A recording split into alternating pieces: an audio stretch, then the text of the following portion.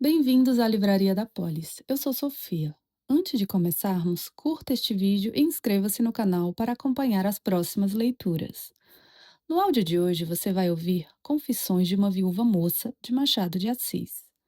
Este é um conto de cartas, de memórias de vaidade, de desejo e também de perigo. Aos poucos, Machado vai puxando o leitor para dentro da intimidade de uma mulher que resolve contar a sua própria história, mas sem nunca nos deixar completamente seguros sobre o que, de fato, está sendo dito. Agora, eu convido você a entrar nessa leitura e a ouvir essa confissão até o fim. Confissões de uma Viúva Moça. 1. Há 2 anos tomei uma resolução singular. Fui residir em Petrópolis em pleno mês de junho. Esta resolução abriu largo campo às conjecturas. Tu mesma, nas cartas que me escreveste para aqui, deitaste o espírito a adivinhar e figuraste 1000 razões, cada qual mais absurda. A estas cartas, em que a tua solicitude traía a um tempo 2 sentimentos, a afeição da amiga e a curiosidade de mulher, a essas cartas não respondi e nem podia responder. Não era oportuno abrir-te o meu coração, nem desfiar-te a série de motivos que me arredou da corte, onde as óperas do teatro lírico, as tuas partidas e os serões familiares do primo Barros deviam distrair-me da recente viuvez. Esta circunstância de viuvez recente acreditavam muitos que fosse o único motivo da minha fuga. Era a versão menos equívoca. Deixei-a passar como todas as outras e conservei-me em Petrópolis. Logo no verão seguinte, vieste com teu marido para cá, disposta a não voltar para a corte sem levar o segredo que eu teimava em não revelar. A palavra não fez mais do que a carta. Fui discreta como um túmulo, indecifrável como a esfinge. Depuseste as armas e partiste. Desde então, não me trataste senão por tua esfinge. Era esfinge, era. E se, como Édipo, tivesses respondido ao meu enigma, a palavra homem, descobririas o meu segredo e desfarias o meu encanto. Mas não antecipemos os acontecimentos, como se diz nos romances. É tempo de contar-te este episódio da minha vida. Quero fazê-lo por cartas e não por boca. Talvez corasse de ti. Deste modo, o coração abre-se melhor e a vergonha não vem tolher a palavra nos lábios. Repara que eu não falo em lágrimas, o que é um sintoma de que a paz voltou ao meu espírito. As cartas irão de 8 em 8 dias, de maneira que a narrativa pode fazer-te o efeito de um folhetim de periódico semanal. Dou-te a minha palavra de que hás de gostar e aprender. E 8 dias depois da minha última carta, irei abraçar-te, beijar-te, agradecer-te. Tenho necessidade de viver. Estes 2 anos são nulos na conta de minha vida. Foram 2 anos de tédio, de desespero íntimo, de orgulho abatido, de amor abafado. Lia, é verdade. Mas só o tempo, a ausência, a ideia do meu coração enganado, da minha dignidade ofendida, puderam trazer-me a calma necessária, a calma de hoje. E sabe que não ganhei só isso. Ganhei conhecer um homem cujo retrato trago no espírito e que me parece singularmente parecido com muitos outros. Já não é pouco. E a lição há de servir-me, como a ti, como às nossas amigas inexperientes. Mostra-lhes estas cartas. São folhas de um roteiro que, se eu tivera antes, talvez não houvesse perdido uma ilusão e 2 anos de vida. Devo terminar esta. É o prefácio do meu romance. Estudo, conto, o que quiseres. Não questiono sobre a designação, nem consulto para isso os mestres da arte. Estudo o romance. Isso é simplesmente um livro de verdades. Um episódio singelamente contado, na confabulação íntima dos espíritos, na plena confiança de 2 corações que se estimam e se merecem. Adeus. 2. Era no tempo de meu marido. A corte estava animada e não tinha esta cruel monotonia que eu sinto aqui através das tuas cartas e dos jornais de que sou assinante. Minha casa era um ponto de reunião de alguns rapazes conversados e algumas moças elegantes. Eu, rainha eleita pelo voto universal de minha casa, presidia aos serões familiares.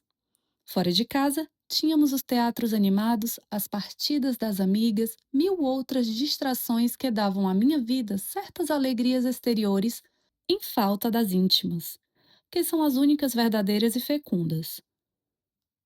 Se eu não era feliz, vivia alegre. E aqui vai o começo do meu romance.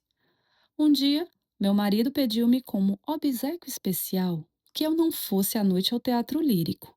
Dizia ele que não podia acompanhar-me por ser véspera de saída de paquete. Era razoável o pedido. Não sei, porém, que espírito mau sussurrou meu ouvido e eu respondi peremptoriamente que havia de ir ao teatro e com ele. Insistiu no pedido, insisti na recusa. Pouco bastou para que eu julgasse a minha honra empenhada naquilo. Hoje vejo que era a minha vaidade ou o meu destino. Eu tinha certa superioridade sobre o espírito de meu marido. O meu tom imperioso não admitia recusa. Meu marido cedeu a despeito de tudo e à noite fomos ao teatro lírico. Havia pouca gente e os cantores estavam endefluxados. No fim do primeiro ato, meu marido, com um sorriso vingativo, disse-me estas palavras rindo-se. Estimei isso. Isto? Perguntei eu franzindo a testa. Este espetáculo deplorável. Fizeste da vinda hoje ao teatro um capítulo de honra. Estimo ver que o espetáculo não correspondeu à tua expectativa. Pelo contrário, acho magnífico. Está bom. Deves compreender que eu tinha interesse em me não dar por vencida, mas acreditas facilmente que no fundo eu estava perfeitamente aborrecida do espetáculo e da noite.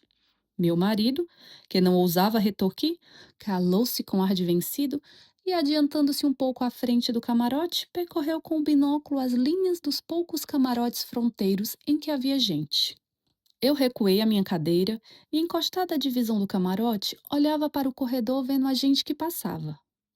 No corredor, exatamente em frente à porta do nosso camarote, estava um sujeito encostado, fumando e com os olhos fitos em mim.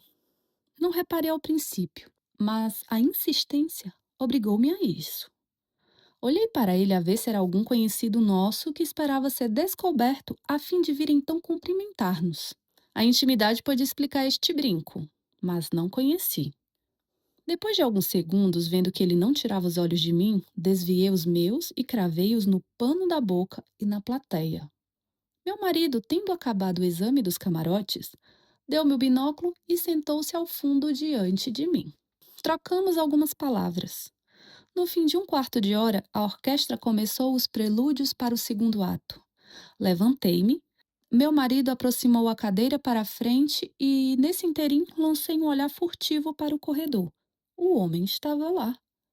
Disse a meu marido que fechasse a porta. Começou o segundo ato. Então, por um espírito de curiosidade, procurei ver se o meu observador entrava para as cadeiras. Queria conhecê-lo melhor no meio da multidão. Mas, ou porque não entrasse, ou porque eu não tivesse reparado bem, o que é certo é que eu não vi. Correu o segundo ato mais aborrecido do que o primeiro. No intervalo, recuei de novo a cadeira e meu marido, a pretexto de que fazia calor, abriu a porta do camarote. Lancei um olhar para o corredor. Não vi ninguém. Mas daí a poucos minutos chegou o mesmo indivíduo, colocando-se no mesmo lugar e fitou em mim os mesmos olhos impertinentes. Somos todas vaidosas da nossa beleza e desejamos que o mundo inteiro nos admire.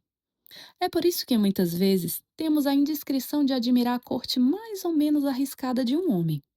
Há, porém, uma maneira de fazê-la que nos irrita e nos assusta. Irrita-nos por impertinente, assusta-nos por perigosa. É o que se dava naquele caso. O meu admirador insistia de modo tal que me levava a um dilema. Ou ele era vítima de uma paixão louca, ou possuía a audácia mais disfarçada. Em qualquer dos casos, não era conveniente que eu animasse as suas adorações. Fiz estas reflexões enquanto decorria o tempo do intervalo. Ia começar o terceiro ato. Esperei que o mudo perseguidor se retirasse e disse a meu marido: Vamos? Ah, tenho sono simplesmente, mas o espetáculo está magnífico. Meu marido ousou exprimir um sofisma. Se está magnífico, como te faz sono? Não lhe dei resposta. Saímos. No corredor encontramos a família do Azevedo, que voltava de uma visita a um camarote conhecido. Demorei-me um pouco para abraçar as senhoras. Disse-lhes que tinha uma dor de cabeça e que me retirava por isso. Chegamos à porta da Rua dos Ciganos. Aí esperei o carro por alguns minutos. Quem me havia de esperar ali, encostada ao portal fronteiro? O misterioso. Enraiveci. Cobri o rosto mais que pude com meu capuz e esperei o carro que logo chegou. O misterioso lá ficou tão insensível e tão mudo como o portal a que estava encostado. Durante a viagem, a ideia daquele incidente não me saiu da cabeça. Fui despertada na minha distração quando o carro parou à porta da casa, em Mata Cavalos. Fiquei envergonhada de mim mesma e decidi não pensar mais no que se havia passado.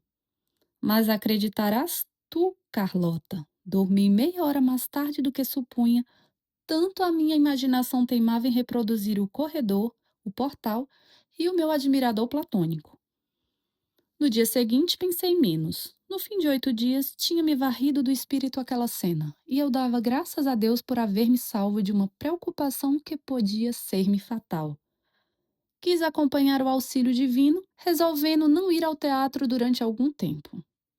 Sujeitei-me à vida íntima e limitei-me à distração das reuniões à noite. Entretanto, estava próximo o dia dos anos da tua filhinha. Lembrei-me que, para tomar parte na tua festa de família, tinha começado um mês antes um trabalhozinho. Cumpria rematá-lo. Uma quinta-feira de manhã, mandei vir os preparos da obra e ia continuá-la. Quando descobri dentro de uma meada de lã um invólucro azul fechando uma carta. Estranhei aquilo. A carta não tinha indicação. Estava colada e parecia esperar que abrisse a pessoa a quem era endereçada. Quem seria? Seria meu marido? Acostumada a abrir todas as cartas que lhe eram dirigidas, não hesitei. Rompi o invólucro e descobri o papel cor-de-rosa que vinha dentro. Dizia a carta: Não se surpreenda, Eugênia. Este meio é o do desespero. Este desespero é do amor. Amo-a e muito. Até certo tempo procurei fugir e abafar este sentimento. Não posso mais. Não me viu no teatro lírico? Era uma força oculta interior que me levava ali. Desde então, não a vi mais. Quando a verei? Não a veja, embora paciência. Mas que o seu coração palpite por mim 1 minuto em cada dia. É quanto basta um amor que não busca nem as venturas do gozo, nem as galas da publicidade. Se a ofendo, perdoe um pecador. Se pode amar-me, faça-me um Deus. Li esta carta com a mão trêmula e os olhos anuviados, e ainda durante alguns minutos depois não sabia o que era de mim. Cruzavam-se e confundiam-se 1000 ideias na minha cabeça, como estes pássaros negros que perpassam em bandos no céu nas horas próximas da tempestade. Seria o amor que movera a mão daquele incógnito? Seria simplesmente aquilo um meio do sedutor calculado? Eu lançava um olhar vago em derredor e temia ver entrar meu marido. Tinha o papel diante de mim, e aquelas letras misteriosas pareciam-me outros tantos olhos de uma serpente infernal. Com um movimento nervoso e involuntário, amarrotei a carta nas mãos. Se Eva tivesse feito outro tanto a cabeça da serpente que a tentava, não houvera pecado. Eu não podia estar certa do mesmo resultado, porque esta que me aparecia ali e cuja cabeça eu esmagava, podia, como a hidra de Lerna, brotar muitas outras cabeças. Não cuides que eu fazia então esta dupla evocação bíblica e pagã. Naquele momento não refletia, desvairava. Só muito tempo pude ligar duas ideias. Só muito depois pude ligar duas ideias. Dois sentimentos atuavam em mim. Primeiramente, uma espécie de terror que infundiu o abismo. Abismo profundo que eu pressentia atrás daquela carta. Depois, uma vergonha amarga de ver que eu não estava tão alta na consideração daquele desconhecido, que pudesse demovê-lo do meio que empregou. Quando o meu espírito se acalmou, é que eu pude fazer a reflexão que devia acudir-me desde o princípio. Quem poria ali aquela carta? Meu primeiro movimento foi chamar todos os meus fâmulos. Mas deteve-me logo a ideia de que, por uma simples interrogação, nada poderia colher e ficava divulgado o achado da carta. De que valia isto? Não chamei ninguém. Entretanto, dizia eu comigo, a empresa foi audaz, podia falhar a cada trâmite. Que móvel impeliu aquele homem a dar este passo? Seria amor ou sedução? Voltando a este dilema, meu espírito, apesar dos perigos, comprazia-se em aceitar a primeira hipótese. Era que respeitava a minha consideração de mulher casada e a minha vaidade de mulher formosa. Quis adivinhar lendo a carta de novo. Lia.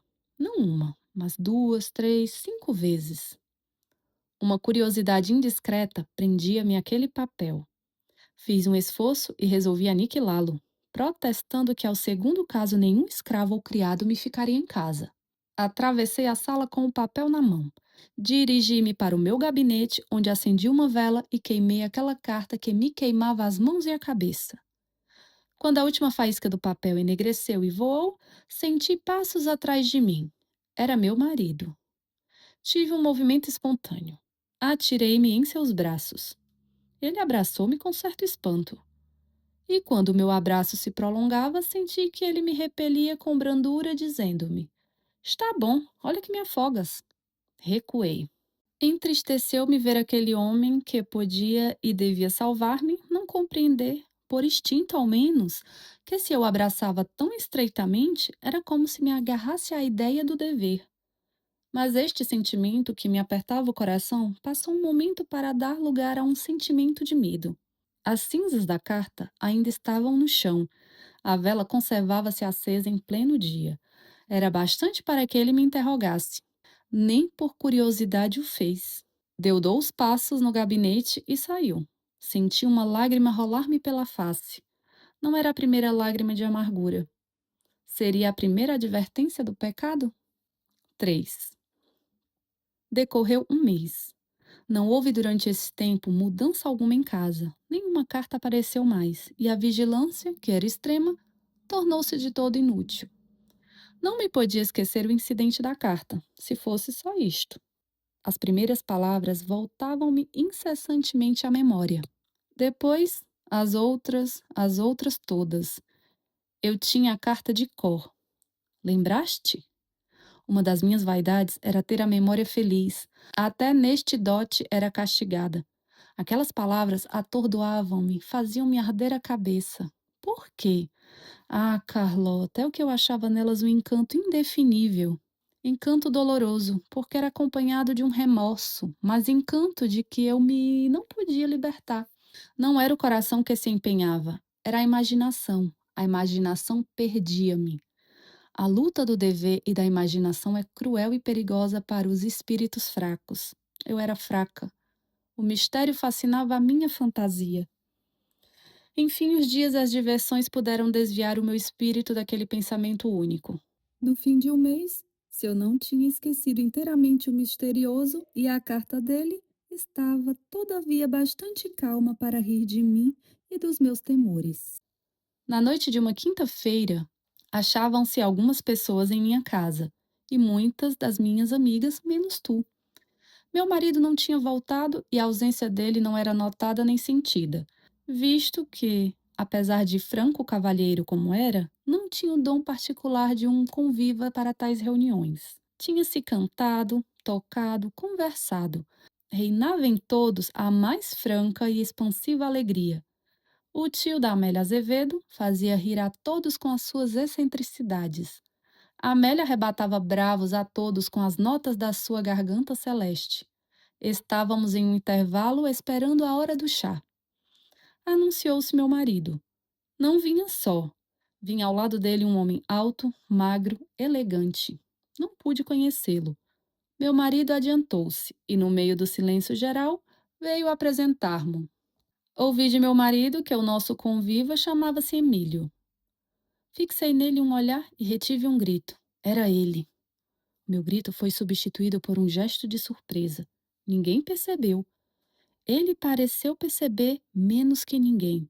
Tinha os olhos fixos em mim e, com um gesto gracioso, dirigiu-me algumas palavras de lisonjeira cortesia. Respondi como pude. Seguiram-se as apresentações e durante 10 minutos houve um silêncio de acanhamento em todos. Os olhos voltavam-se todos para o recém-chegado. Eu também voltei os meus e pude reparar naquela figura em que tudo estava disposto para atrair as atenções. Cabeça formosa e altiva, Olhar profundo e magnético, maneiras elegantes e delicadas, certo ar distinto e próprio que fazia contraste com o ar afetado e prosaicamente medido dos outros rapazes. Este exame de minha parte foi rápido. Eu não podia, nem me convinha, encontrar o olhar de Emílio. Tornei a abaixar os olhos e esperei ansiosa que a conversação voltasse de novo ao seu curso. Meu marido encarregou-se de dar o tom. Infelizmente, era ainda o novo convívio o motivo da conversa geral. Soubemos então que Emílio era um provinciano filho de pais opulentos, que receberam uma esmerada educação na Europa, onde não houve um só recanto que não visitasse. Voltara há pouco tempo ao Brasil, e antes de ir para a província tinha determinado passar algum tempo no Rio de Janeiro. Foi tudo quanto soubemos. Vieram as mil perguntas sobre as viagens de Emílio, e este, com a mais amável solicitude, satisfazia a curiosidade geral. Só eu não era curiosa, é que não podia articular a palavra. Pedia interiormente a explicação deste romance misterioso, começado em um corredor do teatro, continuado em uma carta anônima e na apresentação em minha casa por intermédio de meu próprio marido. De quando em quando, levantava os olhos para Emílio e achava-o calmo e frio, respondendo polidamente às interrogações dos outros e narrando ele próprio, com uma graça modesta e natural, alguma das suas aventuras de viagem. Ocorreu-me uma ideia. Seria realmente ele o misterioso do teatro e da carta? Pareceu-me ao princípio que sim, mas eu podia ter me enganado. Eu não tinha as feições do outro bem presentes à memória. Parecia-me que as duas criaturas eram uma e a mesma. Mas não podia explicar seu engano por uma semelhança miraculosa? De reflexão em reflexão, foi-me correndo o tempo, e eu assisti à conversa de todos como se não estivesse presente. Veio a hora do chá. Depois cantou-se e tocou-se ainda. Emílio ouviu tudo com atenção religiosa e mostrava-se tão apreciador do gosto como era conversador discreto e pertinente. No fim da noite, tinha cativado a todos. Meu marido, sobretudo, estava radiante. Via-se que ele se considerava feliz por ter feito a descoberta de mais um amigo para si e um companheiro para as nossas reuniões de família. Emílio saiu prometendo voltar algumas vezes. Quando eu me achei a sós com meu marido, perguntei-lhe: "De onde conheces este homem? É uma pérola, não é?" Foi-me apresentado no escritório há dias. Simpatizei logo. Parece ser dotado de boa alma. É vivo de espírito e discreto como o bom senso. Não há ninguém que não goste dele. E como eu o ouvisse séria e calada, meu marido interrompeu-se e perguntou-me: "Fiz mal em trazê-lo aqui?" "Mal? Por quê?" perguntei eu. "Por coisa nenhuma. Que mal havia de ser? É um homem distinto." Pus termo ao novo louvor do rapaz, chamando um escravo para dar algumas ordens, e retirei-me ao meu quarto. O sono dessa noite não foi o sono dos justos, podes crer. O que me irritava era a preocupação constante em que eu andava depois destes acontecimentos. Já eu não podia fugir inteiramente a essa preocupação. Era involuntária, subjugava-me, arrastava-me. Era a curiosidade do coração, esse primeiro sinal das tempestades em que sucumbe a nossa vida e o nosso futuro. Parece que aquele homem lia na minha alma e sabia apresentar-se no momento mais próprio a ocupar minha imaginação como uma figura poética imponente. Tu, que o conheceste depois, diz-me se, dadas as circunstâncias anteriores, não era para produzir esta impressão no espírito de uma mulher como eu. Como eu, repito, minhas circunstâncias eram especiais. Se não soubeste nunca, suspeitaste ao menos. Se meu marido tivesse em mim uma mulher, e se eu tivesse nele um marido, minha salvação era certa, mas não era assim. Entramos no nosso lar nupcial como dois viajantes estranhos em uma hospedaria, e aos quais a calamidade do tempo e a hora avançada da noite obrigam a aceitar a pousada sob o teto do mesmo aposento. Meu casamento foi resultado de um cálculo e de uma conveniência. Não inculpo meus pais. Eles cuidavam fazer-me feliz e morreram na convicção que eu era.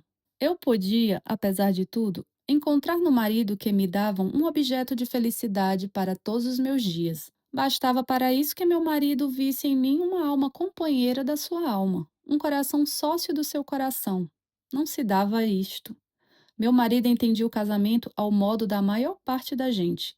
Via nele a obediência às palavras do Senhor do Gênesis. Fora disso, fazia-me cercar de certa consideração e dormia tranquilo na convicção de que havia cumprido o dever.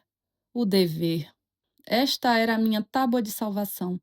Eu sabia que as paixões não eram soberanas e que a nossa vontade podia triunfar delas. A este respeito, eu tinha em mim forças bastantes para repelir ideias más. Mas não era o presente que me abafava e atemorizava, era o futuro.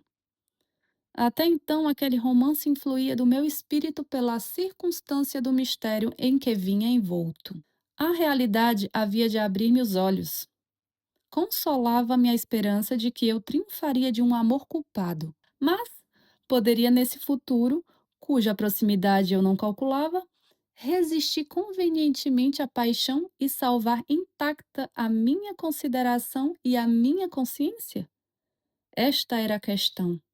Ora, no meio dessas oscilações, eu não via a mão de meu marido estender-se para salvar-me.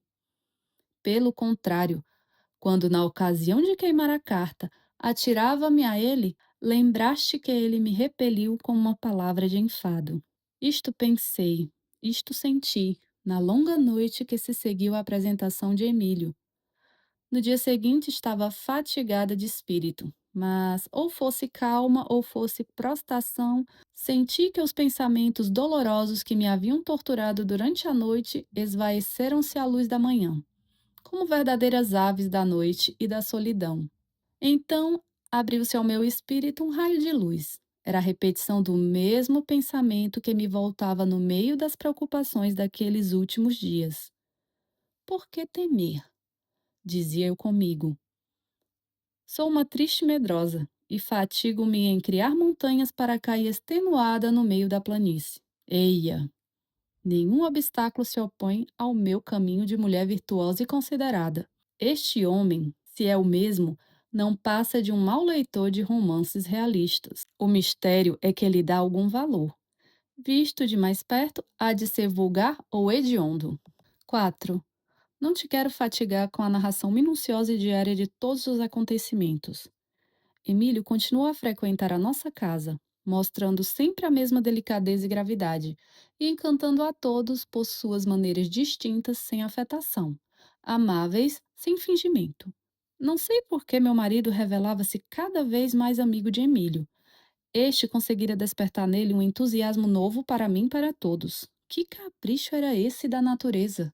Muitas vezes interroguei meu marido acerca desta amizade tão súbita e tão estrepitosa. Quis até inventar suspeitas no espírito dele. Meu marido era inabalável. Que queres? Respondia-me ele. Não sei porque simpatizo extraordinariamente com este rapaz. Sinto que é uma bela pessoa e eu não posso dissimular o entusiasmo de que me possuo quando estou perto dele. Sem conhecê-lo? Objetava eu. Ora essa! Tenho as melhores informações. E demais, vê-se logo que é uma pessoa distinta. As maneiras enganam muitas vezes. Conhece-se. Confesso, minha amiga, que eu podia impor a meu marido o afastamento de Emílio. Mas quando esta ideia me vinha à cabeça, não sei por que ria-me dos meus temores e declarava-me com forças de resistir a tudo o que pudesse sobrevir. Demais, o procedimento de Emílio autorizava-me a desarmar. Ele era para mim de um respeito inalterável. Tratava-me como a todas as outras, sem deixar entrever a menor intenção oculta, o menor pensamento reservado. Sucedeu o que era natural. Diante de tal procedimento, não me ficava bem proceder com rigor e responder com a indiferença à amabilidade. As coisas marchavam de tal modo que eu cheguei a persuadir-me de que tudo o que sucedera antes não tinha relação alguma com aquele rapaz e que não havia entre ambos mais do que um fenômeno da semelhança. O que, aliás, eu não podia afirmar, porque, como te disse já, não pudera reparar bem no homem do teatro. Aconteceu que dentro de pouco tempo estávamos na maior intimidade, e eu era para ele o mesmo que todas as outras, admiradora e admirada. Das reuniões passou Emílio a simples visitas de dia, nas horas em que meu marido estava presente, e mais tarde, mesmo quando ele se achava ausente. Meu marido, de ordinário, era quem o trazia. Emílio vinha então no seu carrinho, que ele próprio dirigia com a maior graça e elegância. Demorava-se horas e horas em nossa casa, tocando piano ou conversando.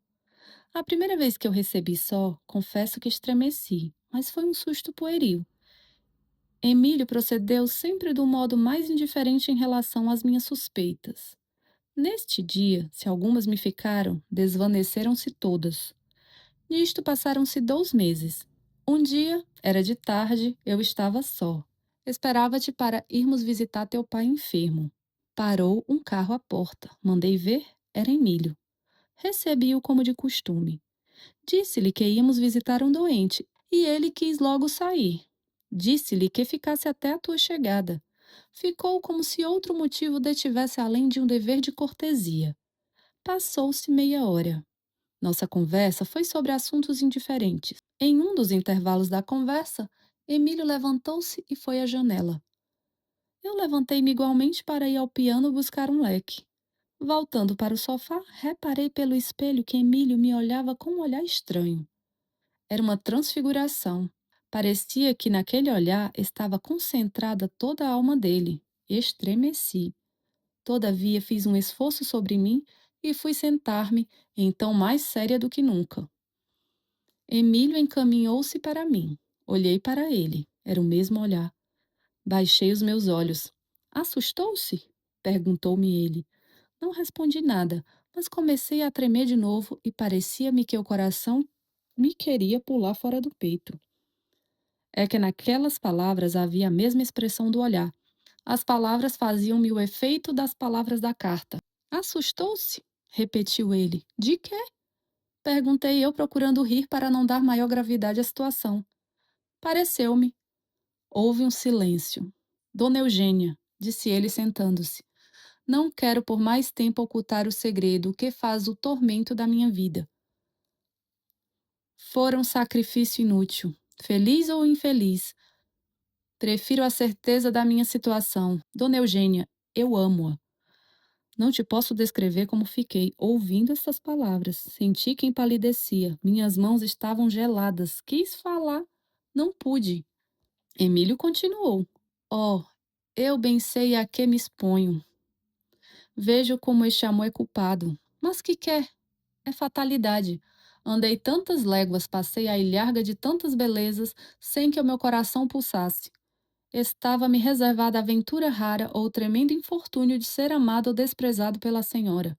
Curvo-me ao destino. Qualquer que seja a resposta que eu possa obter, não recuso, aceito. Que me responde? Enquanto ele falava, eu podia, ouvindo-lhe as palavras, reunir algumas ideias. Quando ele acabou, levantei os olhos e disse: Que resposta espera de mim? Qualquer. Só pode esperar uma. Não me ama? Não! Nem posso e nem amo, nem amaria se pudesse ou quisesse. Peço que se retire. E me levantei. Emílio levantou-se. Retiro-me, disse ele, e parto com o inferno no coração. Levantei os ombros em sinal de indiferença. Oh, eu bem sei que isso lhe é indiferente. É isso que eu mais sinto. Eu preferi o ódio. O ódio, sim, mas a indiferença, acredite, é o pior castigo.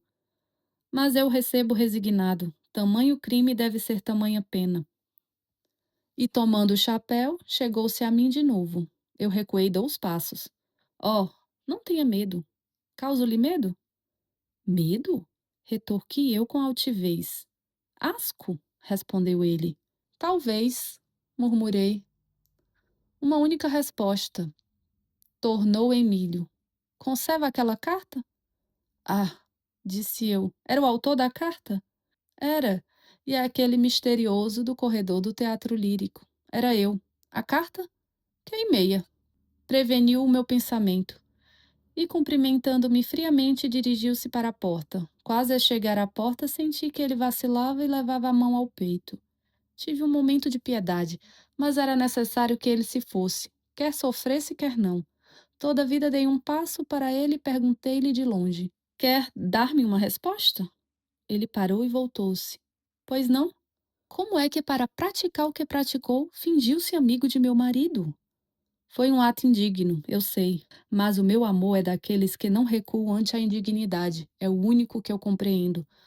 Mas Perdão, não quero enfadá-la mais. Adeus. Para sempre. E saiu. Pareceu-me ouvir um soluço. Fui sentar-me ao sofá. Daí a pouco ouvi o rodar do carro. O tempo que mediou entre a partida dele e a tua chegada não sei como se passou. No lugar em que fiquei, aí me achaste.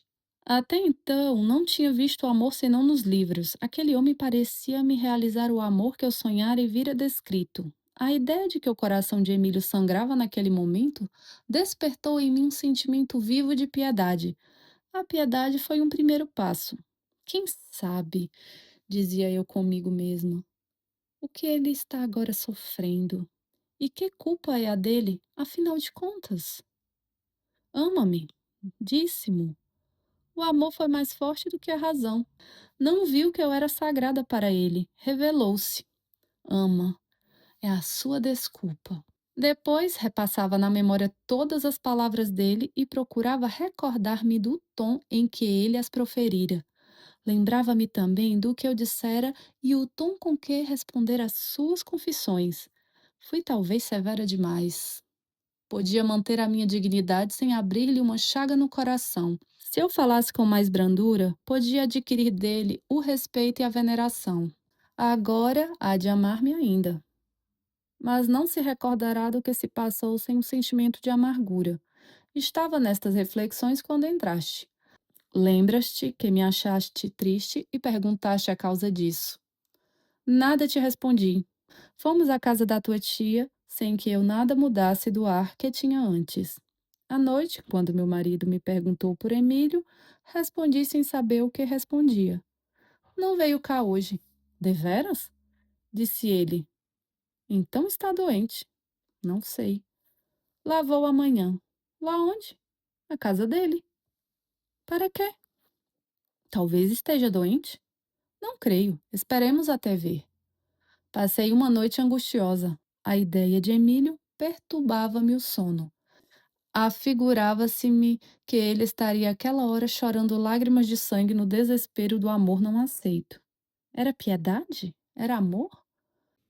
Carlota era uma e outra coisa. Que podia ser mais? Eu tinha posto o pé em uma senda fatal. Uma força me atraía. Eu fraca, podendo ser forte. Não me culpo, senão a mim. Até domingo. 5. Na tarde seguinte, quando meu marido voltou, perguntei por Emílio. Não o procurei, respondeu-me ele. Tomei o conselho. Se não vier hoje, sim. Passou-se, pois, um dia sem ter notícias dele. No dia seguinte, não tendo aparecido, meu marido foi lá. Serei franca contigo. Eu mesma lembrei isso a meu marido. Esperei ansiosa a resposta. Meu marido voltou pela tarde. Tinha um certo ar triste. Perguntei o que havia. Não sei. Fui encontrar o rapaz de cama. Disse-me que era uma ligeira constipação. Mas eu creio que não é só isso. Que será então? Perguntei eu, fitando um olhar em meu marido. Alguma coisa mais? O rapaz falou-me em embarcar para o norte. Está triste, distraído, preocupado. Ao mesmo tempo que manifesta a esperança de ver os pais, revela receios de não tornar a vê-los. Tem ideia de morrer na viagem. Não sei o que lhe aconteceu, mas foi alguma coisa. Talvez. Talvez? Talvez alguma perda de dinheiro. Esta resposta transtornou meu espírito. Posso afirmar-te que a resposta entrou por muito nos acontecimentos posteriores. Depois de algum silêncio, perguntei: Mas que pretende fazer? Abrir-me com ele, perguntar o que é e acudir-lhe se for possível. Em qualquer caso, não deixarei partir. Que achas? Acho que sim. Tudo o que ia acontecendo contribuía poderosamente para tornar a ideia de Emílio cada vez mais presente à minha memória. E é com dor que eu confesso. Não pensava já nele sem pulsações do coração. Na noite do dia seguinte, estávamos reunidas algumas pessoas. Eu não dava grande vida à reunião. Estava triste e desconsolada. Estava com raiva de mim própria. Fazia-me algoz de Emílio e doía-me a ideia de que ele padecesse ainda mais por mim. Mas seriam 9 horas quando meu marido apareceu trazendo Emílio pelo braço. Houve um movimento geral de surpresa. Realmente, porque Emílio não aparecia alguns dias, Já todos começavam a perguntar por ele. Depois, porque o pobre moço vinha pálido de cera. Não te direi o que se passou nessa noite. Emílio parecia sofrer, não estava alegre como dantes. Ao contrário, era naquela noite de uma taciturnidade, de uma tristeza que incomodava a todos, mas que me mortificava atrozmente. A mim, que me fazia causa das suas dores. Pude falar-lhe em uma ocasião, a alguma distância das outras pessoas. Desculpe-me, disse eu, se alguma palavra dura lhe disse. Compreende a minha posição. Ouvindo bruscamente o que me disse, não pude pensar no que dizia. Sei que sofreu. Peço-lhe que não sofra mais, que esqueça. Obrigado, murmurou ele. Meu marido falou-me de projetos seus, de voltar à minha província, é verdade. Mas doente. Esta doença há de passar. E dizendo isto, lançou-me um olhar tão sinistro que eu tive medo. Passar? Passar como? De algum modo. Não diga isso. Que me resta mais na terra? E voltou os olhos para enxugar uma lágrima. Que é isso? Disse eu. Está chorando? As últimas lágrimas. Oh, se soubesse como me faz sofrer, não chore, eu lhe peço. Peço-lhe mais. Peço-lhe que viva. Oh, ordeno-lhe. Ordena-me? E se eu não obedecer? Se eu não puder? Acredita que se possa viver com um espinho no coração? Isto que te escrevo é feio. A maneira por que ele falava é que era apaixonada, dolorosa, comovente. Eu ouvia sem saber de mim. Aproximavam-se algumas pessoas. Quis pôr termo à conversa e disse-lhe: Ama-me, disse eu. Só o amor pode ordenar? Pois é o amor que ele ordena que viva. Emílio fez um gesto de alegria. Levantei-me para ir falar às pessoas que se aproximavam. Obrigado, murmurou-me ele aos ouvidos. Quando, no fim do serão, Emílio se despediu de mim, dizendo-me com um olhar em que a gratidão e o amor irradiavam juntos. Até amanhã. Não sei que sentimento de confusão e de amor, de remorso e de ternura se apoderou de mim. Bem, Emílio está alegre, dizia-me meu marido. Eu olhei para ele sem saber o que responder. Depois retirei-me precipitadamente. Parecia-me que ele via a imagem da minha consciência. No dia seguinte, recebi de Emílio esta carta. Eugênia, obrigado. Torno minha vida e à senhora o devo. Obrigado. Fez de um cadáver um homem. Faça agora de um homem um Deus. Ânimo, ânimo. Li esta carta, reli e dir-te-ei, Carlota. Beijei-a. Beijei-a repetidas vezes com alma, com paixão, com delírio. Eu amava, eu amava. Então houve em mim a mesma luta, mas estava mudada a situação dos meus sentimentos. Antes era o coração que fugia à razão, agora a razão fugia ao coração. Era um crime, eu bem o via, bem o sentia, mas não sei qual era a minha fatalidade, qual era a minha natureza. Eu achava nas delícias do crime desculpa ao meu erro e procurava com isso legitimar a minha paixão. Quando meu marido se achava perto de mim, eu me sentia melhor e mais corajosa. Paro aqui desta vez. Sinto uma opressão no peito. É a recordação de todos estes acontecimentos. Até domingo. 6. Seguiram-se alguns dias as cenas que eu te contei na minha carta passada. Ativou-se entre mim e Emílio uma correspondência. No fim de 15 dias, eu só vivia do pensamento dele. Ninguém dos que frequentavam a nossa casa, nem mesmo tu, pôde descobrir este amor. Éramos dois namorados discretos ao último ponto. É certo que muitas vezes me perguntavam por que é que eu me distraía tanto e andava tão melancólica. Isto chamava-me a vida real e eu mudava logo de parecer. Meu marido, sobretudo, parecia sofrer com as minhas tristezas. A sua solicitude, confesso, incomodava-me. Muitas vezes eu lhe respondia mal, não já porque eu o odiasse, mas porque de todos era ele o único a quem eu não quisera ouvir destas interrogações. Um dia, voltando para casa à tarde, chegou-se ele a mim e disse: Eugênia, tenho uma notícia a dar-te. Qual? E que te há de agradar muito. Vejamos qual é. É um passeio. Aonde? A ideia foi minha. Já fui ao Emílio e ele aplaudiu muito. O passeio deve ser domingo à Gávea.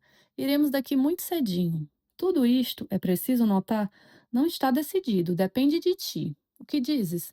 Aprova a ideia. Muito bem, a Carlota pode ir. E deve ir. Acrescentei eu e algumas outras amigas. Pouco depois, recebias tu e outras um bilhete de convite para o passeio. Lembras-te que fomos lá. O que não sabes é que nesse passeio, a favor da confusão e a distração geral, houve entre mim e Emílio um diálogo que foi para mim a primeira amargura de amor.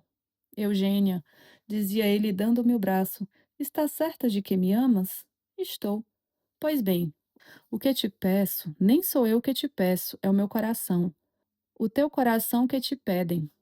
Um movimento nobre e capaz de nos engrandecer aos nossos próprios olhos. Não haverá um recanto no mundo em que possamos viver longe de todos e perto do céu? Fugir? Sim. Oh, isso nunca. Não me amas? Amo sim. É já um crime, não quero ir além. Recusas a felicidade? Recuso a desonra. Não me amas. Oh, meu Deus, como respondê-lo? Amo sim, mas desejo ficar a seus olhos a mesma mulher, amorosa é verdade, mas até certo ponto pura. O amor que calcula não é amor. Não respondi. Emílio disse essas palavras com uma expressão tal de desdém e com uma intenção de ferir-me que eu senti o coração bater-me apressado e subir-me o sangue ao rosto. O passeio acabou mal. Esta cena tornou Emílio frio para mim. Eu sofria com isso. Procurei torná-lo ao seu estado anterior, mas não consegui. Um dia em que nos achávamos a sós, disse-lhe: Emílio, se eu amanhã te acompanhasse, o que farias? Cumpria esta ordem divina. Mas depois? Depois? Perguntou Emílio com ar de quem estranhava a pergunta. Sim, depois, continuei eu. Depois, quando o tempo volvesse, não me havias de olhar com desprezo? Desprezo? Não vejo. Como não? Que te mereceria eu depois? Oh, esse sacrifício seria feito por minha causa. Eu fora covarde se te lançasse isto em rosto. Diluías no teu íntimo. Juro que não. Pois a meus olhos é assim, eu nunca me perdoaria esse erro. Emílio pôs o rosto nas mãos e pareceu chorar. Eu, que até ali falava com esforço, fui a ele e tirei-lhe o rosto das mãos. Que é isto? Disse eu. Não vês que me fazes chorar também? Ele olhou para mim com os olhos rasos de lágrimas. Eu tinha os meus úmidos. Adeus, disse ele repentinamente. Vou partir. E deu um passo para a porta. Se me prometes viver, disse-lhe, parte. Se tens alguma ideia sinistra, fica. Não sei o que viu ele no meu olhar, mas tomando a mão que eu lhe estendia, beijou-a repetidas vezes. Eram os primeiros beijos, e disse-me com fogo: Fico, Eugênia. Ouvimos um ruído fora. Mandei ver. Era meu marido que chegava enfermo. Tinha tido um ataque no escritório. Tornara a si, mas achava-se mal. Alguns amigos o trouxeram dentro de um carro. Corri para a porta. Meu marido vinha pálido e desfeito. Mal podia andar ajudado pelos amigos. Fiquei desesperada. Não cuidei de mais coisa alguma. O médico que acompanhara meu marido mandou logo fazer algumas aplicações de remédios. Eu estava impaciente. Perguntava a todos se meu marido estava salvo. Todos me tranquilizavam. Emílio mostrou-se pesaroso com o acontecimento. Foi a meu marido e apertou-lhe a mão. Quando Emílio quis sair, meu marido disse-lhe: Olhe, sei que não pode estar aqui sempre. Peço-lhe, porém, que venha se puder todos os dias. Pois não, disse Emílio. E saiu. Meu marido passou mal o resto daquele dia e a noite. Eu não dormi. Passei a noite no quarto. No dia seguinte, estava exausta. Tantas comoções diversas e uma vigília tão longa deixaram-me prostrada. Cedi à força maior, mandei chamar a prima Elvira e fui deitar-me. Fecho esta carta neste ponto. Pouco falta para chegar ao termo da minha triste narração. Até domingo. 7. A moléstia de meu marido durou poucos dias. De dia para dia, agravava-se. No fim de 8 dias, os médicos desenganaram o doente. Quando eu recebi esta fatal nova, fiquei como louca. Era meu marido, Carlota. E apesar de tudo, eu não podia esquecer que ele tinha sido o companheiro da minha vida e a ideia salvadora nos desvios do meu espírito. Emílio achou-me num estado de desespero. Procurou consolar-me. Eu não lhe ocultei que esta morte era um golpe profundo para mim. Uma noite estávamos juntos todos. Eu, a prima Elvira, uma parenta de meu marido, e Emílio. Fazíamos companhia ao doente. Este, depois de um longo silêncio, voltou-se para mim e disse-me: A tua mão. E apertando minha mão com uma energia suprema, voltou-se para a parede. Expirou.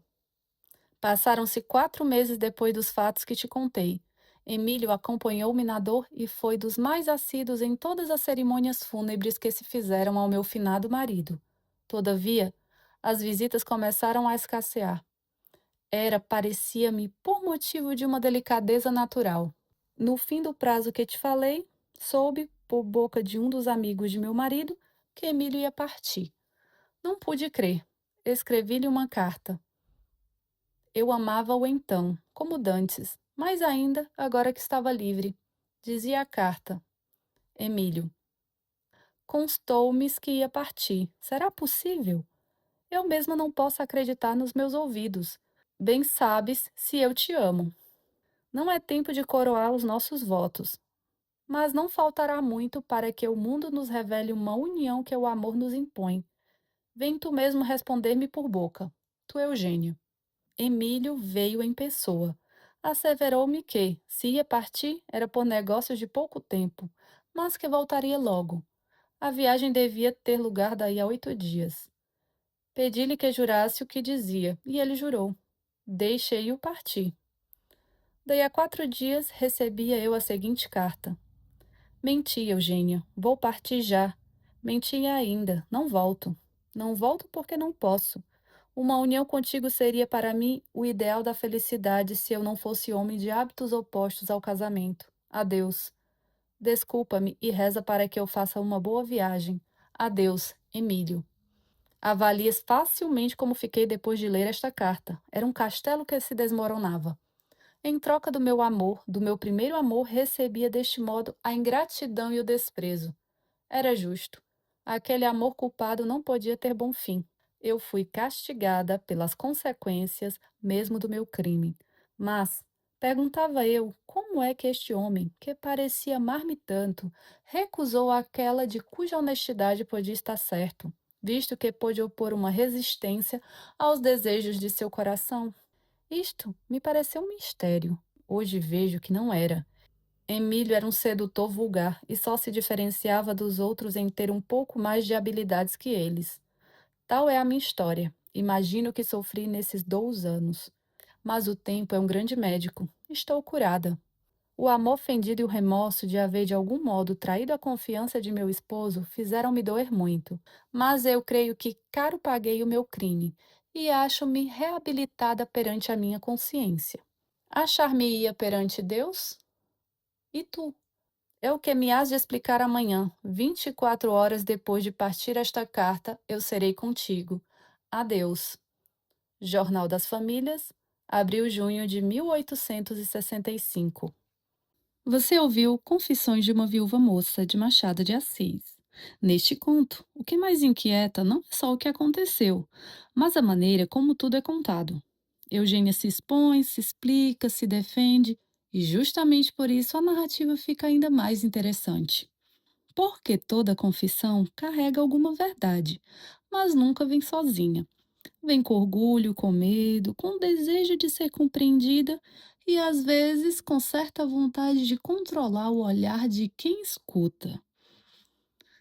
No fim, fica a pergunta: quando Eugênia nos abre o seu coração, ela está nos contando os fatos como foram ou a versão que consegue suportar de si mesma?